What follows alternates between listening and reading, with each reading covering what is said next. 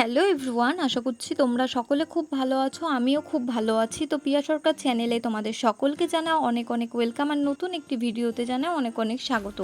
তো সেদিন ছিল গণেশ চতুর্দশী। আশা করছি তোমাদের গণেশ চতুর্দশীটা খুবই ভালো কেটেছে, আমাদেরও ভালো কেটেছে। আর তার থেকেও বড় কথা কী বলতো, গণেশ চতুর্দশীর দিন আমার দিদির হঠাৎ করে হয়েছিল কি, উঠলো বাই কটক যায় এরকম একটা ব্যাপার।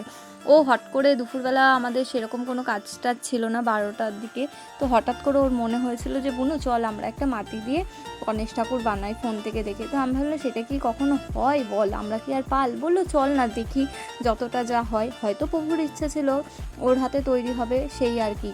তো যেমন ভাবা তেমন কাজ, মাটি নিয়ে একবারে বসে পড়েছিল কাজ করতে। আর আমার শরীরটা অতটা ঠিক ভালো ছিল না, সমস্তটা ওই করছিল, আর কিছু কিছু জায়গায় ওকে হেল্প করছিলাম। যেমন একটু পাগড়িটা যখন হচ্ছিল না, আমি তখন বললাম দে পাগড়িটা আমিই করে দিই। তো মাটিটা ঘাটা আমার যেহেতু উচিত না, তাও আমি মাটি দিয়ে বেশ সুন্দর করে পাগড়িটা করে দিচ্ছিলাম। তো গণেশ ঠাকুরটা কীরকম দেখতে হয়েছে তোমরা বলবে তো। আর তোমাদেরও কি এরকম হঠাৎ করে উঠলো বাই কটক যায় এরকম কি কোনো সময় মনে হয়?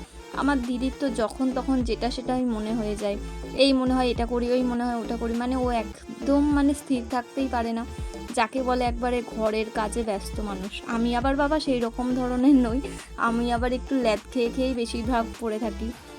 তো দেখো, কথা বলছিলাম দুজনে মিলে আর আড্ডা দিচ্ছিলাম, কিন্তু কথা বলতে বলতে কখন যে গণেশ ঠাকুরটা তৈরি হয়ে গেছিলো নিজেরাই বুঝতে পারিনি।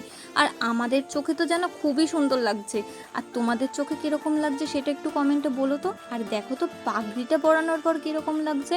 তো যাই হোক, গণেশ ঠাকুরটা তো তৈরি হয়ে গেল, এইদিকে আমার শরীরটা অতটা ভালো ছিল না, আর এইদিকে শুনছি নবদ্বীপে এবছর প্রচুর ঠাকুর হয়েছে গণেশ ঠাকুর, প্রায় 15-20টা মতো। তো ভাবছিলাম কখন যাব। তো সন্ধ্যাবেলায় একদম বেরিয়ে পড়লাম দুই বোনে কোমর বেঁধে, আর এসেই পড়লাম আমরা মহাপ্রভু পাড়ায়। আর মহাপ্রভু পাড়াতে এসেই দেখছি একটা প্রথম গণেশ ঠাকুর, দেখতে তো খুবই সুন্দর ছিল, আর এত গর্জিয়াস ছিল ঠাকুরটার কি বলবো। তার সাথে এখানে আবার কি দিচ্ছিল জানো, এখানে আবার দিচ্ছিল এই যে গণেশ ঠাকুরের লাড্ডু, যেটা দেখতে তো খুবই সুন্দর। আমার সব থেকে ভালো লাগছিল এই গণেশ ঠাকুরের যে বাটিগুলো, লাড্ডুর বাটিগুলো এত কিউট, তোমাদেরকে কি বলবো। তো এটা অনেকক্ষণ দেখা সাক্ষাতের পর আমরা ভাবলাম চলো আমাদের যে গণপতি দাদা, যে গোপাল দাদা, যে সব আমাদের এই নবদ্বীপ ধামে, তাকে দর্শন না করলে কি হয়। তো চললাম তার বাড়ি, আর তাকে তো আজকে এত সুন্দর সাজিয়েছে সেটা আর বলবারই কথা নয়, তোমরা একটু নিজেরাই দেখে নাও। যেমন তার গৌরবর্ণ গায়ের কালার, তার আবার সাথে এই ধুতিটা মিলিয়ে পরিয়েছে, যেন তো একটা আরও বেশি বেশি জ্যোতি বেরোচ্ছে। আর আমার তো মাঝে সাঝে কী মনে হয় জানো তো, গৌরকে না হাত ধরে আমার বাড়ি নিয়ে চলে যাই, এরকম মনে হয়। খুব কিউট লাগে গৌরকে, আমার কাছ থেকে না দেখলে ভালোই লাগে না। তো যাই হোক, অনেকটা সময় গৌর বাড়ি থেকে তারপর আবার আমরা আরেক জায়গায় চলে আসলাম গণেশ ঠাকুর দেখতে। এটা ছিল আমাদের ষষ্ঠীতলা, মানে আমি যেখানে পড়ি সেইখানে। তো এখানে বেশি এসে দাঁড়াবো কি, এত জ্যাম আর এত মানুষজন দেখতে আসছে গণেশ, বেশ ভালোই লাগছিল। তার সাথে আবার কী ছিল জানো তো, বাজনাও ছিল কিন্তু। আর দেখো তো গণেশ ঠাকুরটা তোমাদের কীরকম লেগেছে। নবদ্বীপে এই গণেশের আরাধনাটা বেশ আস্তে আস্তে বেড়েই চলেছে দেখছি।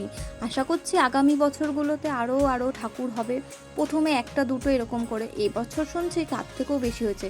তো যাই হোক, সেখান থেকে আরও দুপা এগিয়ে চলে আসলাম, এটা হচ্ছে আমার কলেজের পাশের রাস্তা। এখানের গণেশটাকে দেখতে তো বেশ একটা কিউট, মানে একটা কীরকম যেন একটা স্নিগ্ধতা ছিল ঠাকুরটার প্রতি, মানে এরকম একটা ভাব ছিল ঠাকুরটার মধ্যে। দেখো তোমাদেরকে সামনে থেকে দেখাচ্ছি। আর ঠাকুরটার এখানেও অনেক ভিড় ছিল, ভিড় তো অনেকই ছিল। তো ভাবলাম চলো একটু সামনে থেকে গিয়ে দেখি, এতটা সুন্দর হয়েছে ভালো করে না দেখলে হয়। তার মধ্যে শ্বেতবস্ত্র পরিধান করাতে ঠাকুরটাকে যেন আরও বেশি ভালো লাগছিল। আর ঠাকুরের গায়ের কালারটা একদম অসম্ভব সুন্দর করেছিল, না সাদা না একটু ঘিয়ে, বেশ খুব কোমল লাগছিল। তো আমাদের যেন তো খুব মনে আনন্দ লাগছিল, এই রাসের বাজনা শুনলে না মনে হয় কি নবদ্বীপে যেন রাস চলে এসছে।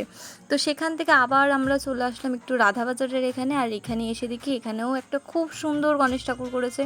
তো এখানকার গণেশ ঠাকুরটা তোমাদের কীরকম লাগছে অবশ্যই কমেন্টে বলো। তোমাদের তো বলেছিলাম যে আমার শরীরটা ভালো ছিল না, তো কাছে পিঠেই গেছিলাম, বেশি দূর আর যাইনি শরীরটা ভালো না থাকার কারণে। তো যে কটা ঠাকুর পড়েছিল কাছে সে কটাই তোমাদের দেখালাম। তো তোমাদের নবদ্বীপের এই গণেশের আরাধনা কীরকম লাগলো অবশ্যই বলো।